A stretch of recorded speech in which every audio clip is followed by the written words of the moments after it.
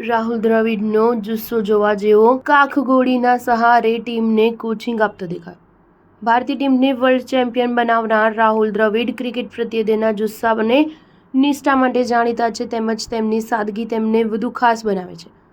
દ્રવિડ જે પણ ટીમ સાથે જોડાય છે તેને ચેમ્પિયન બનાવવામાં પોતાના બેસ્ટ પ્રયાસો કરે છે। એવામાં તે રાજસ્થાન રોયલ્સ કેમ્પ કોચિંગ આપવા માટે કાખગોળીના સહારે પહોંચ્યા હતા। રાજસ્થાન રોયલ્સના કોચ રાહુલ દ્રવિડને પગમાં ઈજા થઈ છે। ભૂતપૂર્વ ભારતીય કેપ્ટન કર્ણાટકમાં તેના પુત્ર અન્વય દ્રવિડ સાથે ક્લબ ક્રિકેટ રમી રહ્યા હતા। તે દરમિયાન તેમના પગમાં ઈજા થઈ હતી, પરંતુ આ ઈજા પણ તેને ટીમથી દૂર રાખી શકી નથી।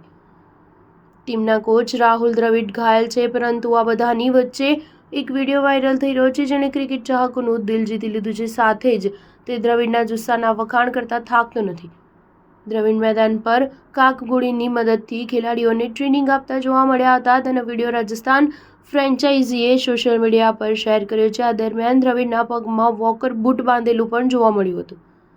રાજસ્થાનની ટીમની કમાન વિકેટકીપર બેટર સંજુ સેમસનના હાથમાં છે। આ ટીમ અત્યાર સુધી માત્ર એક જ વાર ટાઇટલ જીતી શકી છે।